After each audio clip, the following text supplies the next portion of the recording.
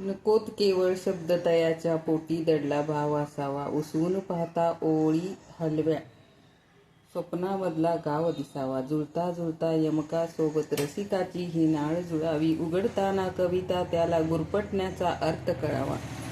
तर ही तर माझी नाळ कशाबरोबर जोडल्या,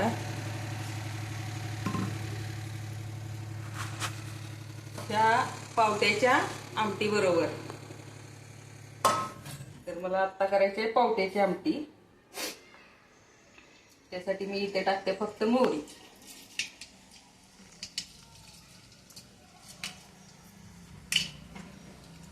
आणि जिरे, ते पण नकळत. आता कसं ताजा मसाला आहे ना, तोपर्यंत जरा मज्जा करून घ्यायची. जेवढी भाजी चवीला लागते ना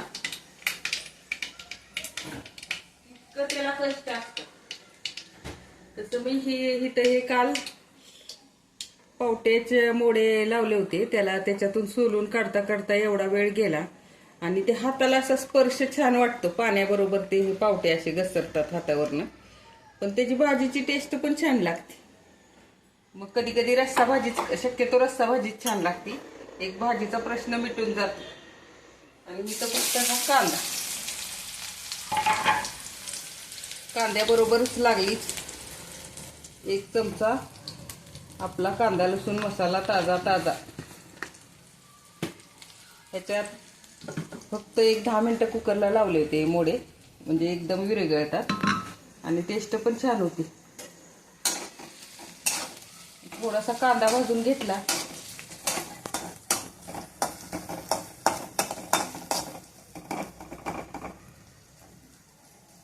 त्याच्याबरोबर मसाला भाजला की, ताजा मसाला आहे ना, त्यामुळे भरपूर स्वाद पण छान येतोय आणि सुगंध पण मस्त येतो.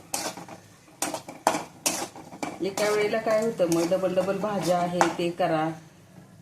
असलं करण्यापेक्षा एकच भाजी असली तरी कधी कधी पोटभर जेवण होतं, जर आवडीची भाजी असली आणि चांगली असली तर.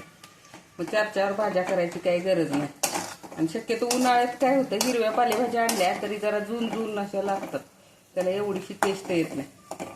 म्हणून मी हे उन्हाळा संपायच्या वेळेलाच, आणि भरपूर छान मोड आले होते माझ्या पावट्याला, त्यामुळं ही अशा पद्धतीने माझी पावट्याची भाजी टाकलेली आहे. त्याच्याबरोबरच एक टॅमॅटो टाकला होता. तुम्ही पण एकदा ट्राय करा.